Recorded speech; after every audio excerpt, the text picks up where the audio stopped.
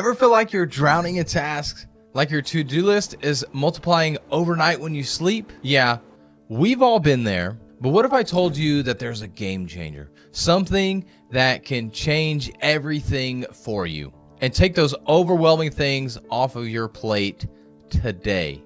It's called a virtual assistant. So why do business owners struggle? It boils down to three things. Number one, trying to do everything yourself. Yes, you're good at it. Perhaps it's something that you enjoy, but you're doing everything yourself and you're not allowing others to help you along the way. Number two, you're drowning in low value tasks. You want to do everything, you feel like you can't get rid of it, and you're sitting there spending tons of time on emails, on messaging people back, on commenting on your posts, on trying to create community engagement rather than allowing somebody else to do it. And number three, burnout. The fastest way to hate your business? Doing everything yourself. Trust me, burnout is not a badge of honor. So what can a VA actually do? Here's a simple way to look at it. Administrative tasks such as email management, calendar management, customer service, potentially HR, marketing, things like SEO, content creation, video editing, social media management, sales support. I forget about doing my CRM updates all the time. I forget to do lead generation when I'm reaching out, trying to drum up new business. And of course, the dreaded outreach of reaching out to new people that you really don't know. And then lastly, tech support. Virtual assistants are awesome at doing website updates, automations, and data entry. Basically, if it's time consuming, repetitive, and not your zone of genius, a virtual assistant can handle it for you. All right, so you're convinced. Virtual assistants are the way to go. But how in the world do you find the right virtual assistant? I'm sure a lot of you have probably heard about the horror stories about virtual assistants basically doing nothing, taking your money. They're saying that they need more hours, their family gets sick, they need money before they even start. There's all sorts of things that are scary, and you don't know if the work's actually going to get done right or get done like you. So first, you need to identify what you need help with. Besides everything, what's that one thing that you could really get off your plate right now that would enable you to do the things that are going to make you happy and make money? So write down every single task that makes you groan. Those are the tasks your VA can handle. Website updates was one for me. I had a podcast, and how I did my podcast in the past was I would update my website with every new guest, and I would forget it all the time. Not to mention I couldn't stand doing it, and I got my virtual assistant to start doing that for me when it came to the podcast editing, which, speaking of that, I've got a virtual assistant right now who's done the edits on this video right here and now. She does it so much better than me, and it takes so much bandwidth for me to do it myself, so I delegated that task to her. Number two, choose the right skill set. Need customer support and email management? Hire an admin or executive assistant VA. Need social media help? Look for a marketing VA, a social media manager, somebody that's been in the social media space. Not all VAs can do everything, and not all VAs should.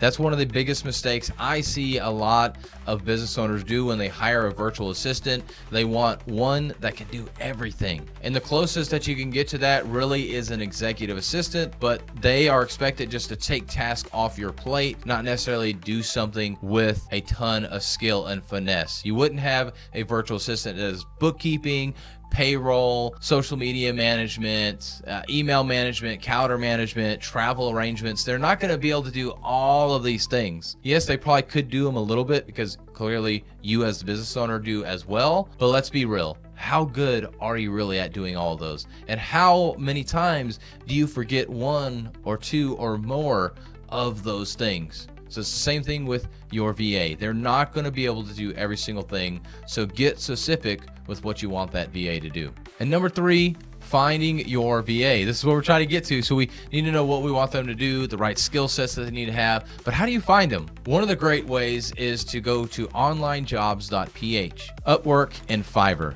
Those are some of the platforms that you can use in order to find a VA that's going to be able to be specific for what you want to do and what you need to get done. Always check the reviews and their portfolios as well to make sure that they've done really good work and that the people that have worked with them in the past also recommend them, because if they don't have any reviews or if they don't have a portfolio, most likely they don't have experience, or they've scammed so many people that maybe they're just not good either.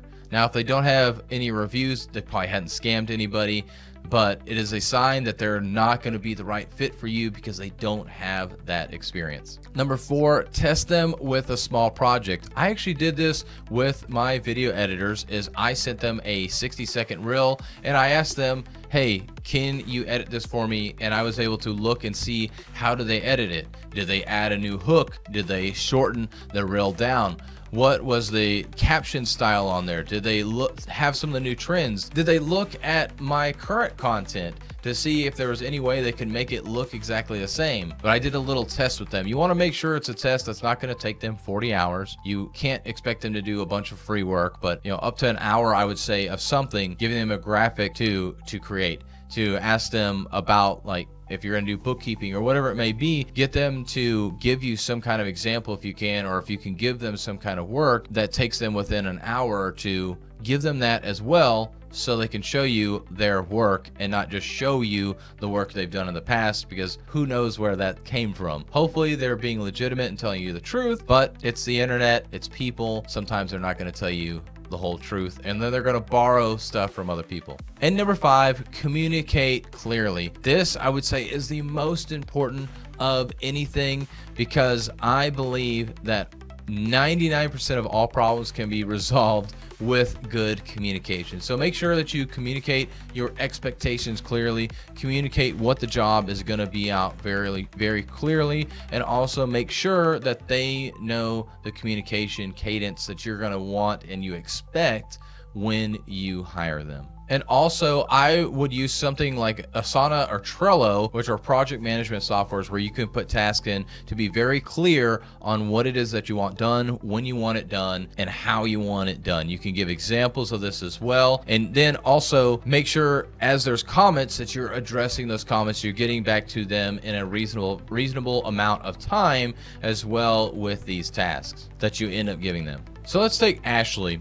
She was a business owner doing bookkeeping and just drowning in emails, trying to get the books in order for her clients and also schedule more calls to be able to drum up more business. After hiring an executive assistant, she was able to then cut her workload in half, because now, rather than having to deal with all the emails, trying to deal with scheduling, trying to do bookkeeping and all the social media stuff as well that she was trying to do, she was able to hand off all the administrative, some of the email management, or all the email management pretty much. I mean, of course, there's some things she had to do herself, but handling the emails was now on her virtual assistant's plate. Scheduling appointments was on the virtual assistant's plate, and even some of the minor bookkeeping, she was actually able to get this virtual assistant in, because this particular virtual assistant was interested to learn about bookkeeping, actually already had some certifications for bookkeeping as well, so she was able to get her involved in some of that also. That's not always the case that you're going to have a virtual assistant that can flex into